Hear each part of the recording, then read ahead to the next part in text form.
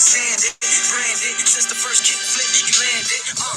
Labeled a misfit, a bandit. Cocoon. His neighbors couldn't stand it, so he was banished to the. Hey, good evening, everyone, and welcome to Unlock the Middle's Sunday night premiere edition, when we recognize greatness in the halls of schools across America. My name is Dean Packard, and I am the proud principal of Charlton Middle School in Charlton, Massachusetts. And alongside of me, I have my good friend and co-host, Principal Chris Starcheski of the Fighting Dudley Middle School Titans. Chris, you know as well as I do, Sunday nights always excite me because we get to bring a fresh new face and a fresh new voice to our platform to really help out and continue to build our PLN. Now, tonight's show will be streaming live on YouTube, Twitter, Periscope, and Facebook. Hey, we ask you to tell us who you are and where you're watching from, if you could, while we banter a little bit before we bring our guests in. Chris, I'm going to kick it over to you. How are you tonight, my friend?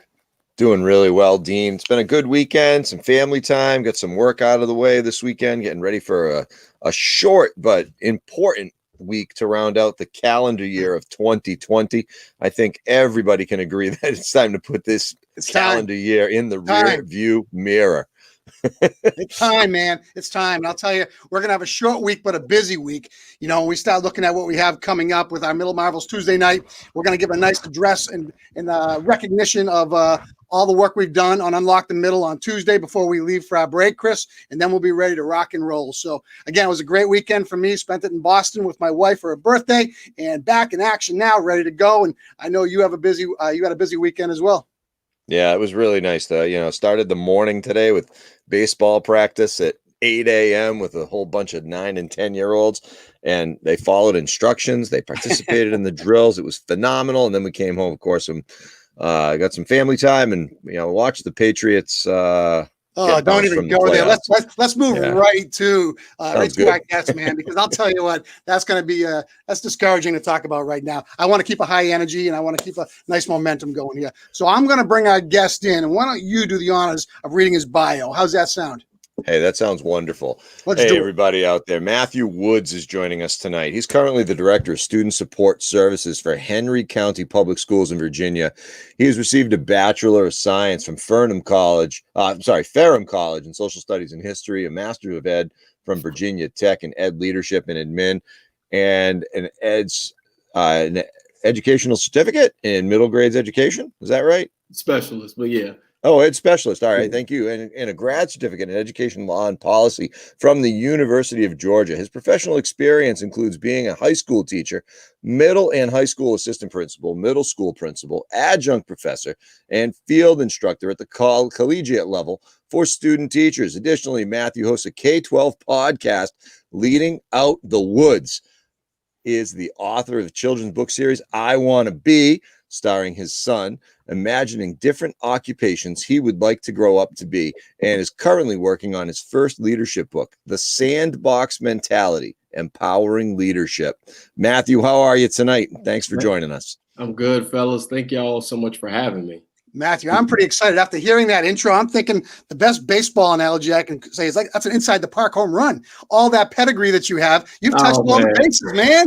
You've touched them all. So I'm looking forward. Hey, Matthew, do us a favor. Tell us a little bit about yourself. What you do now, what your role is like, and kind of what you're really passionate about before we lead into our discussion. Gotcha. So I guess first, my passion, like you all fellas, like we were talking a little bit as we got going, is about kids. It's about putting all students in positions to be successful. It's providing those opportunities and those relationships so all kids can succeed, and so all kids find their value and purpose, as they interact, in our classrooms and our schools and so forth. My current role, I am the Director of Student Support Services for Henry County Public Schools. I work in an amazing community. We have just a fantastic group of teachers, administrators, district leaders that, we all really put students first.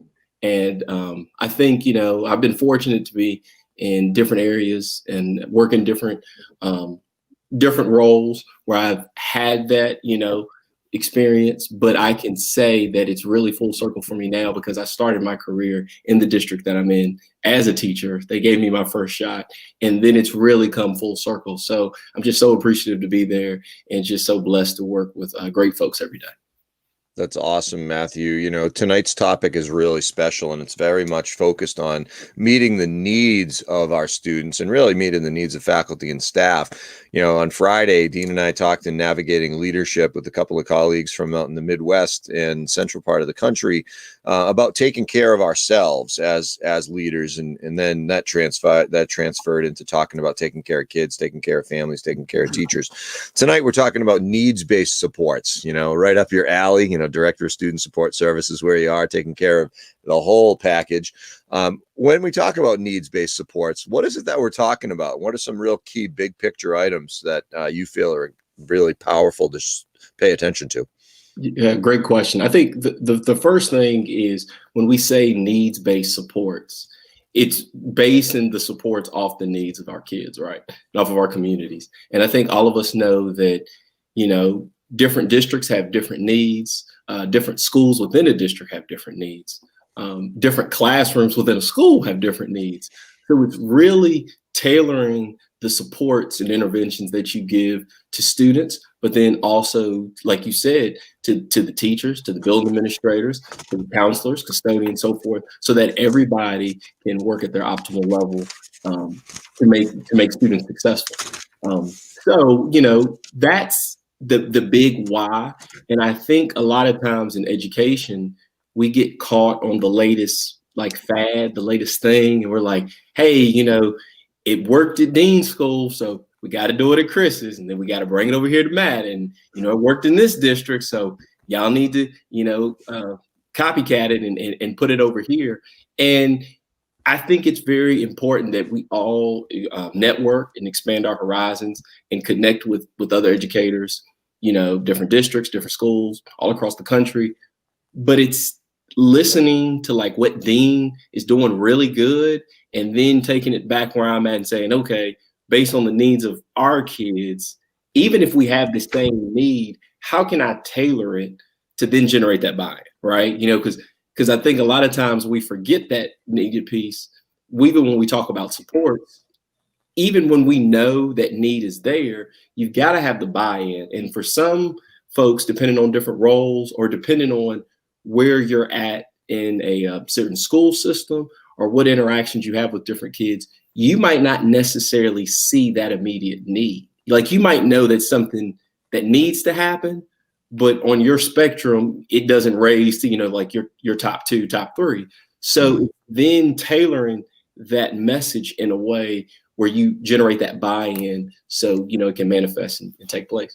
You know, Yeah, that's a really big point. You know, sorry, Dean, in terms of, you know, one size fits all isn't necessarily the solution. You know, an outside the box program is wonderful because it checks all the boxes, right? But when it comes time to implementation, you know, if you don't have that buy-in and that great level of efficacy with its implementation, it's going to be put up on the shelf, just like those curriculum guides from the early 2000s that everybody has, right?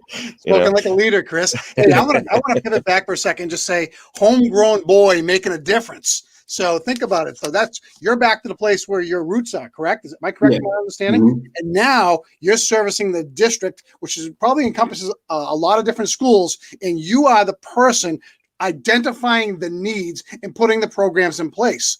What does that look like through your lens? I mean, you talk about a great way to connect back to your community, Matthew. That's huge. You sit in that seat right now, delivering the services that these kids need to be successful. So what does that look like when we start talking about reassessing the needs versus the needs that are in place right now and the growth of them?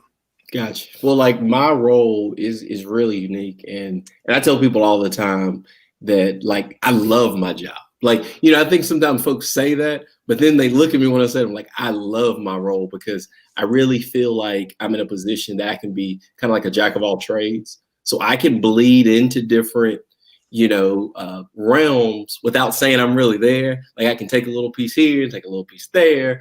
But at the same time, I can also hear the experiences there and think about how it can intersect and tailor to something else, right? So like you said, coming back, really full circle is amazing because I get to work with folks that saw me kind of come up through the ranks per se.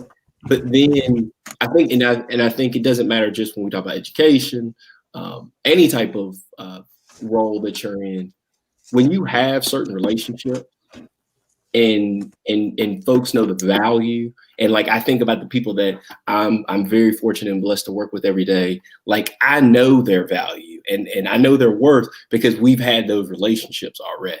And like, I can see, or I've seen the impact that they have on kids, and I know how much they're putting in. So I feel like for me, it saves a lot of the, get to know you, yep. that whole quarter, like we've moved past that. Like, we know that. So now we can jump right into the work. Right.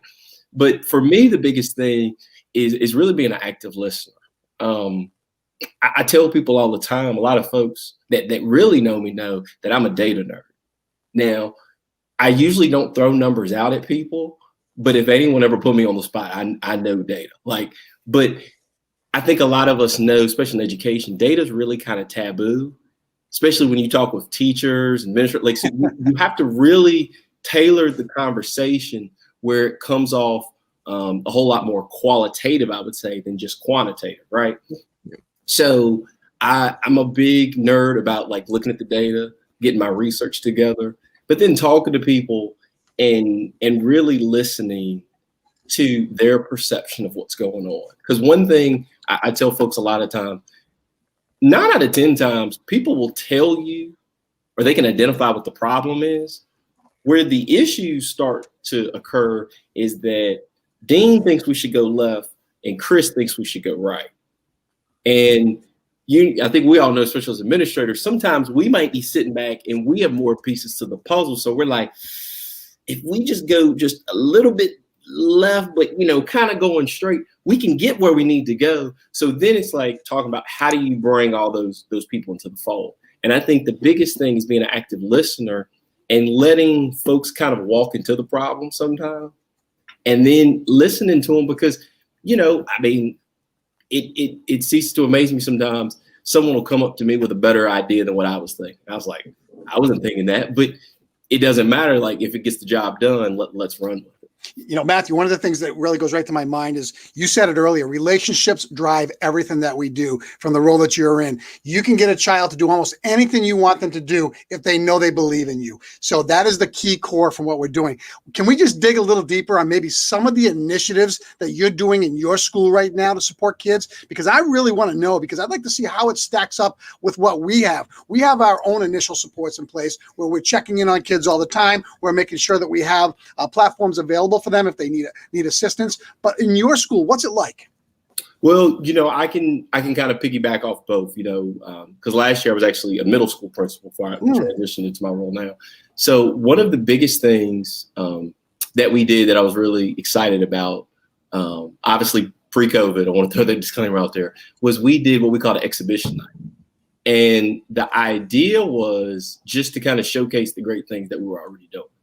So I think the hook, because the idea pretty much was like, we just picked a day.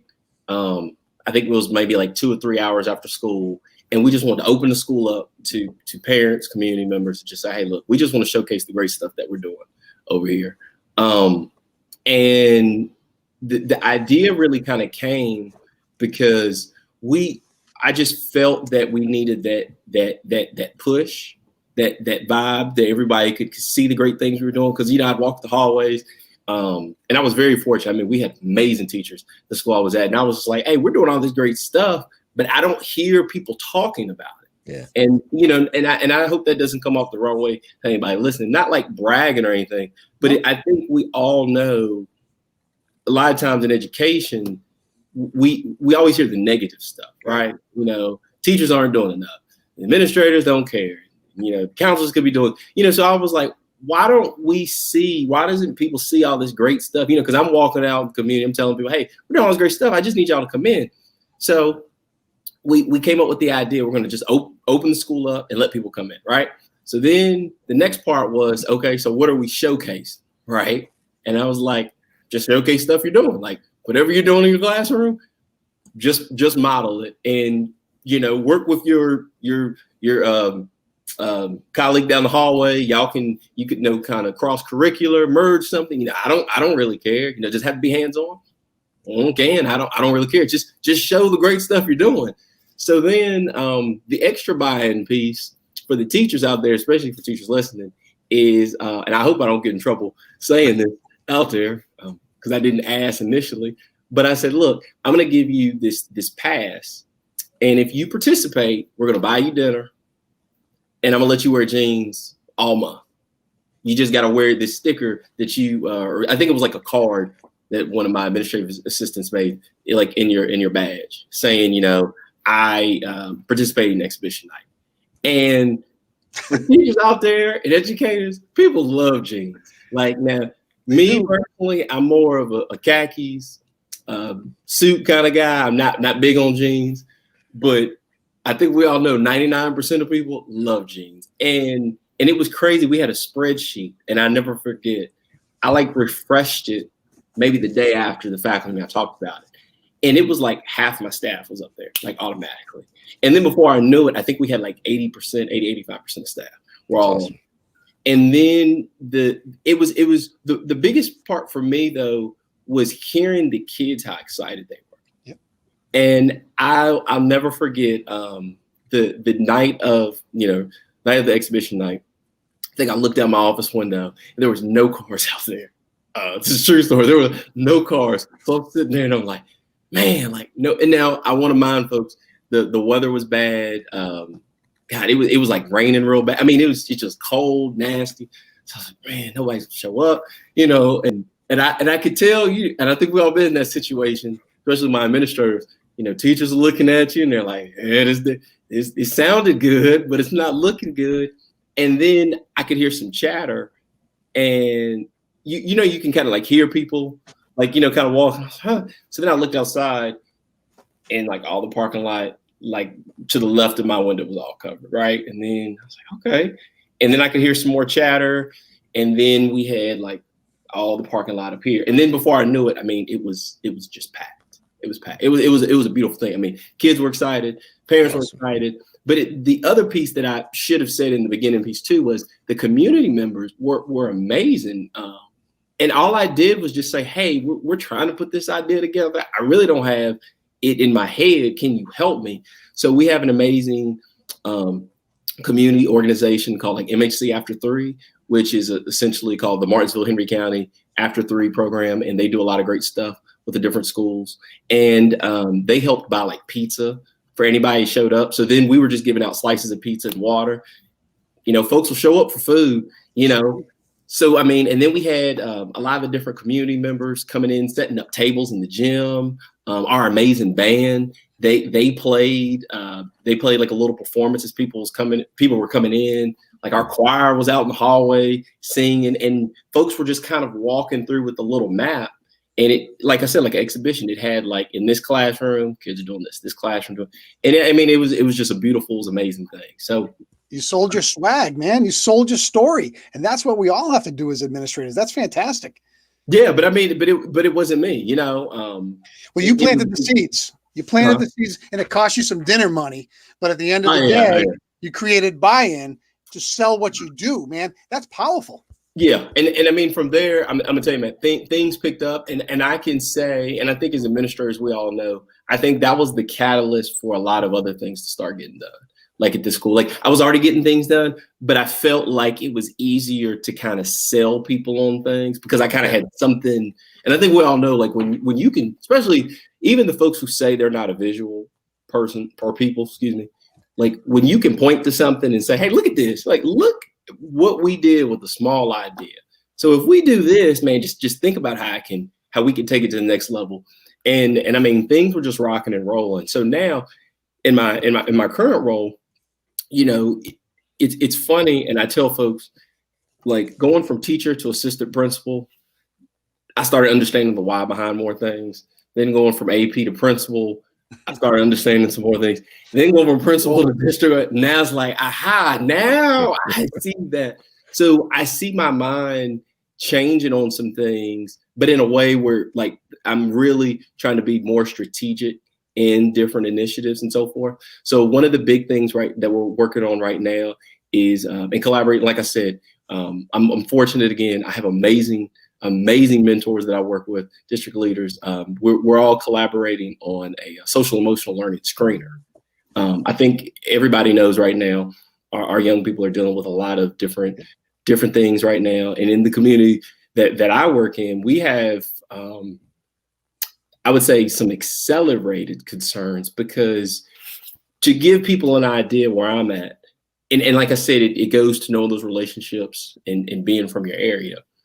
The city or the town, excuse me, that I'm working in, it used to be like one of the biggest textile spots on the East Coast, like in Bassett, Virginia. Like, for all you out there, Bassett, and so forth. It was huge. DuPont, I had family members working there, making great money, taking care of their families. I mean, there were plenty of schools, and as I grew up, and I played basketball in this area, so I competed against a lot of different schools. I knew a lot of different folks, and it was just a thriving community. And unfortunately, after some of the textile industries left and so forth, and we've seen a lot of changes, it's really taking a toll on our community, and folks are really trying to bounce back. So you're dealing with that, and then obviously you're dealing with this pandemic and everything going on. So our kids are struggling, but they're very resilient and they're fighters, and their hearts are in the right place.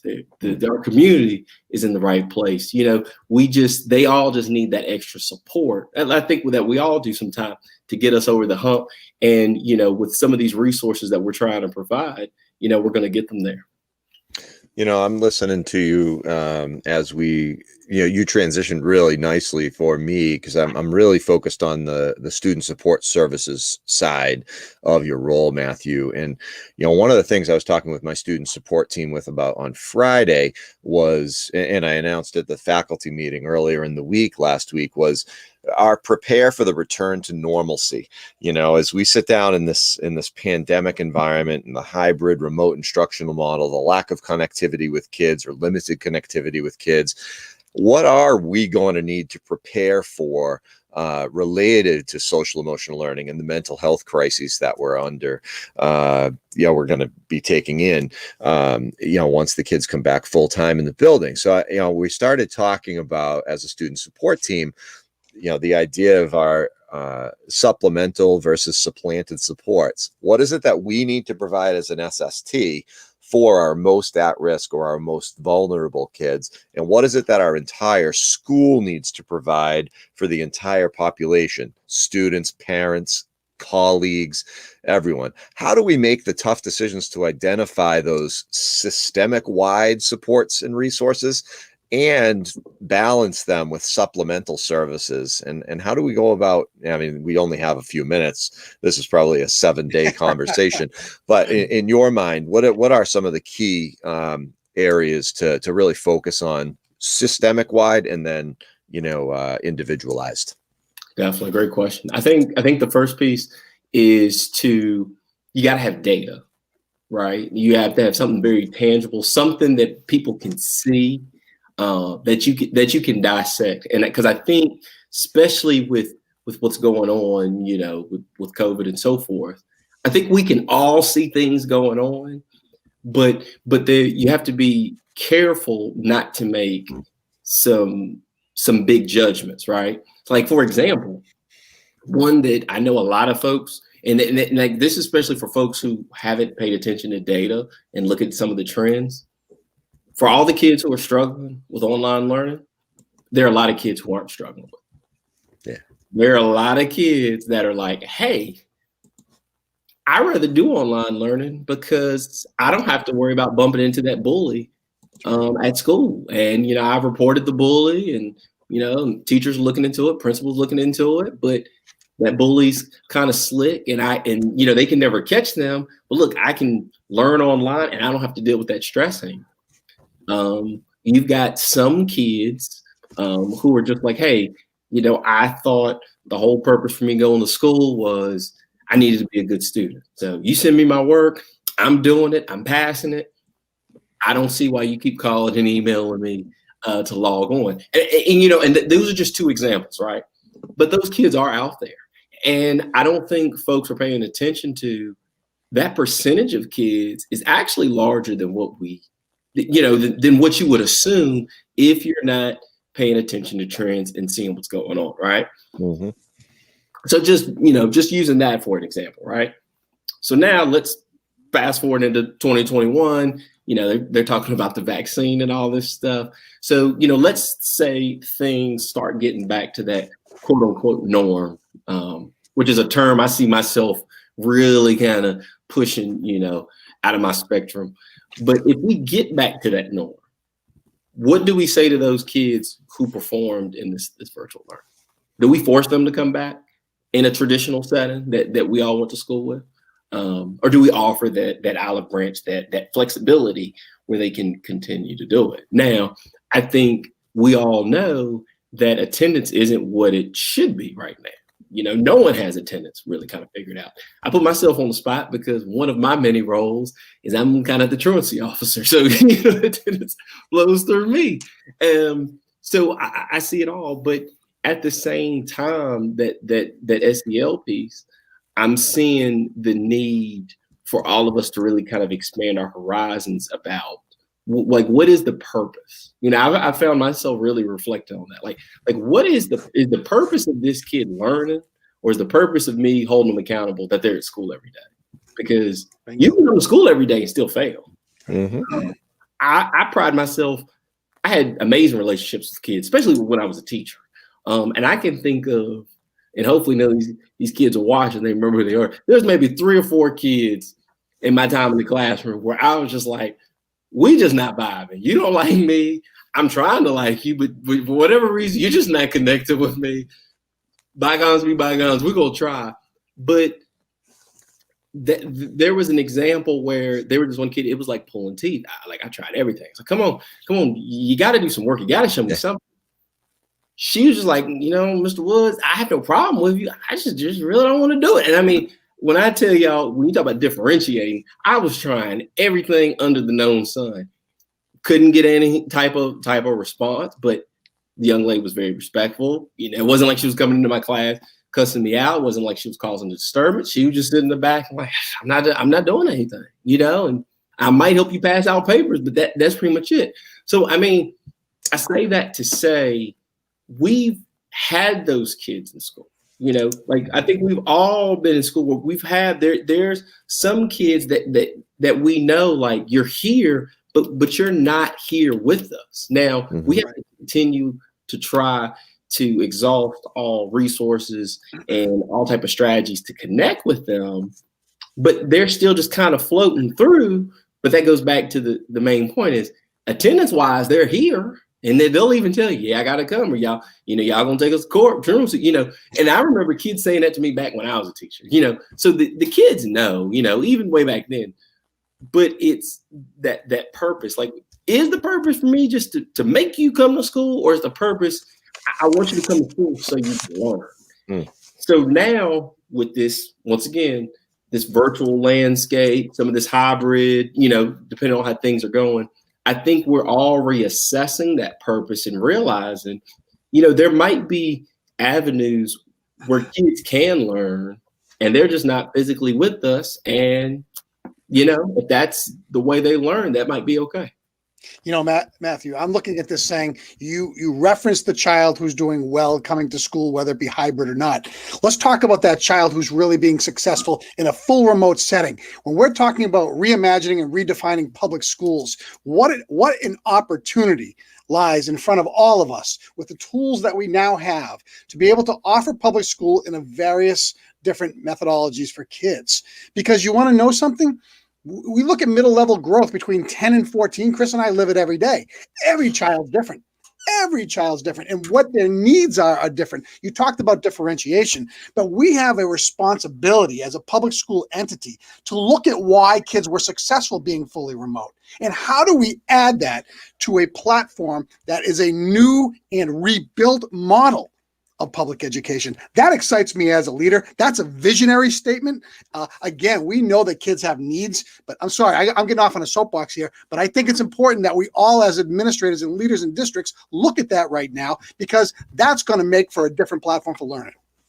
Definitely. I mean, we're having conversations like that. Like I said, with the great folks that I'm working with, we're kind of thinking about that going into next year. Yeah. But I think everybody should be, like, even if you're in the classroom, if you're just a teacher and you're not, at a building level, administrator, district level administrator, you should be thinking through, your kids are going to come back and ask you, because one thing that I tell folks all the time that has been universal: a kid can come to my class, and then they go to your class and they say, well, Mr. Woods let me do that. Why are you trying to be different?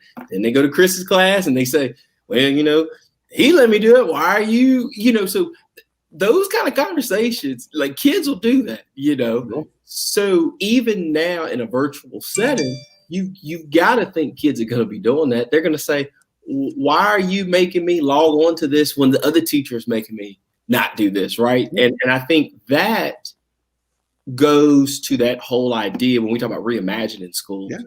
We have to reimagine these universal expectations, right? Yeah, totally agree. Because one of the things I've really discovered, like I said, now in my role, the district level, is when we talk about policies being made, right? Policies can be made when majority of folks have bought into what the policy is saying, right? Because then the policy is really only applying to that small percentage of people that you're trying to get back over here with what you're doing. So I look at some of the headaches that are going around in education all across the country, and it's because you have a lot of impeding expectations, right? And you have some people, like you said, Dean, they're stepping outside the box, and they're willing to say, now is the time to not only reimagine what education will look like, but get ahead of it. Let's be proactive instead of reactive, right? But then you got some people are like, no.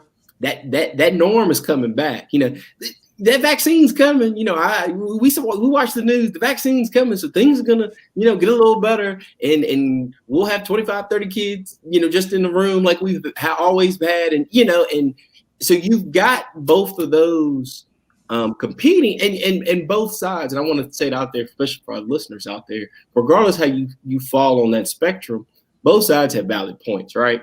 Yeah. But I think we all have to realize you got to compromise. Like things aren't going back to the way they were. I will put myself on the spot. I thought the first 2 months of the virus, we gonna get it together. And then I want to say, y'all, anyone that knows me, probably by like middle of May, end of May, I was like, man, look, they gonna be writing about this in the history book. I said, everything has changed. Yep. They live in history. You're right. And so that's what I said, and because I was one of those people, the first 2 months, I was like, it'll be okay. We're gonna figure this out. It's gonna come back. And then I was just like, man, this is not happening. Not happening. Hey, let's pivot out of this for a second. I just want to talk about Leading Out of the Woods podcast, something that you hold near and dear to your heart. What is that all about? Give us a little background about it, and take us down that journey. Definitely. Well, I will not call out my buddy, because I know this Please is do. live. Great forum for it. Yeah, this is live. So I don't want him to see it and be like, there you go, Matt. But I had a buddy a couple of years ago. We were talking to grad school, and just kind of like this, just dialogue, reflection on stuff. And he just had a joke, and he's I call him a comedian. And he was like, oh man, you just leading out the woods, that was kind of like his thing. And it just kind of stuck. And I was like, I got a nice little ring to it. But once again, we were just joking around. So he was like, you need to write a blog. He's like, Matt, you hit on some good stuff. I really think, you need to start writing this down. I said, man, I'm just too busy. I don't have time to write a blog. And he's like, well, do a podcast. And I was like, that sounds pretty good, but I just don't know. And I'm, for your listeners out there, I am from Southwest Virginia, so y'all do hear that accent. I'm pretty country. My wife from New Jersey, so she cracks on me all the time. So I don't think I'm from the country. I was like, nobody wants to hear me on no podcast. And but like I said, it just kind of stuck. The idea stuck, and then from there, it just really helped me. It's really a tool I use because I believe in self-reflection. I believe on always thinking through something and thinking about how could I have taken that to the next level. Yeah, I might have been 80% good on this, but if I had thought through this a little more, I could have been 90, 95%. So that's where the piece came from. And I will tell you, the podcast has exceeded expectations. I've been amazed at the folks who have been guests on my podcast, people who are listeners. Thank you for anybody out there who does listen to it, who recommends listeners. It's amazing when folks reach out to folks and are like, hey, I think you need to hop on his podcast, or better yet, they give me names and then I reach out to folks. Like recently we had Mrs. Rochelle Poet, excuse me. Yep. We just did her recording. That'll go up in March. I'm excited about. We recently had Dr. Todd Whitaker. We did his recording, and that came from some ed leadership folks. Like, hey, ed leadership stuff, man, that's the guru. You need to reach out to him. And he was so amazing, so receptive. So we're excited about it. If y'all haven't, please check us out. We always love listeners, and then we always love. I always love getting the emails and the DMs on Twitter where folks reach out to me with comments and just ways we can improve on it. It's all about awesome, building. Matthew. Yeah, build the PLN. We're all in this together. We say it all the time. That's how Unlock the Middle started. Yeah. A small dream around a table. Now all of a sudden we've 80 people later, 80 different segments later, it's just taken off. I love it. If I could give y'all some, when we had connected, so I watched the episode, the one about innovation. We're going back. Dr. Greg Goins. Yes, I think this was yeah. It was one about innovation. I think I was on Twitter. I'm the king of searching hashtags, looking for podcasts or looking for something to listen to. And I had popped on there. And like I said, I even just love the title, Unlocking the Middle. I said, I wonder if they like in the middle school, because once again, former middle school principal myself, I'm an affinity for. And like I said, it just ran with it. So. Yeah, no, it's a lot of fun. We wouldn't be able to have dialogue with people like you if we didn't do it. So we learn something every day. And again, when you think you know everything in this business, step back because you don't. Yep. Every day you have a chance to learn from somebody. So which is really good stuff. All right, Chris, take the next one. Yeah. So, Matthew, I was listening. I kind of laughed to myself because I heard you say, when your buddy said, you should write a blog. I don't have time to write a blog. Yet you wrote a book. So, I want to be, and it's based on, the future aspirations that your son has. Yeah. Can you talk a little bit about the I want to be, and then also let us in on the next work that you've got? I think it's the professional work, the sandbox mentality, empowering leadership. So you don't have time for a blog, but you have time to write books. I think that's awesome. I thought about that as you said it. I was like, yeah, that kind of is irony, but so the book is actually a book series. Matter of fact, it's been we got 4 books already. 4 books, the I Want to Be series. So I guess semi-recently had a son. He's now like a little over a year and a half. Oh, and congratulations. Thank you. And he means the world to me and my wife. And he's biracial. And one of the things that me and my wife talked a lot about was you start to recognize things, I think, when you have kids, right? Like as an educator, I would see things, but then when I became a father, I felt like my perception of things really changed. Sure. So for me growing up, just a weird fact about me, I used to collect Black action figures because you could never find them. When I was growing up, you could never find them. So if I found Bishop or I found Falcon or the Black Panther, I was like, oh, I got to buy it, right? Because you just didn't see it back then. Sure. What's funny, you fast forward today, you really don't see it to the level that you think you would. And I started really paying attention to what he was reading and what I was putting in front of him. And I was like, I don't really see books that I feel represent him. Mm-hmm. And I think we all know kids at the small ages are very impressionable and things stick. And I was like, why don't I see him in some of these books? And why can't he see himself in some of these books? So my wife bought me, I think it was for Father's Day. She bought me a book where it was kind of like, it was supposed to be me and him in the book. I forgot the name of the little series. But, I kind of watched it and I was like, nah, why don't I just write one? And she was like, oh, whatever. So I know if she's listening, she heard it, and I was like, for real. So so that's really how it went. And then another little small fact about it is the professions that, because I actually have about 10 or 12 that'll probably be in the series as I write them out. Those are actually, those professions have some of the shortages of minority males. So when we talk about a lawyer, we talk about a meteorologist. Even when we talk about being a CEO, you know, those things, that was one of the whys behind it. But then the other piece behind it too, and I feel that like kids really don't pay attention to this sometimes, and especially I'll put it out there, students of color, is the importance of networking and internship. Those two pieces, I think a lot of times regardless if you have a degree or not. So if you look at my books, you'll see that usually within the first couple pages, it kind of talks about this is kind of the degree you need to get. But then I talk about like the certifications you need to get, right? Then I talk about the different internships you need to do and how you make those connections and how you need to learn this. So to me, I wanted to have a book or books, then it ended up becoming books, where he could see himself in it and give him kind of those hidden, that hidden knowledge that we don't talk about sometimes. They can kind of get, you know, it's not just about going to college or going to a trade school or going to military. It's about what are now you doing with that knowledge base. So that's really how the series kind of took off initially. For anybody out there, if you're interested, please check it out. Initially, I put all the books on Kindle because I wanted to make sure I had something that I could give back to the community, because not everybody can afford a $15, $20 children's book, right? Mm-hmm. So, you know, the books on Kindle, I think they're on like $3.25. But then I do have them packaged because some of us are old school. But then I wanted to take it a step further to make sure I was helping folks out. So instead of just buying one book, you get two of them.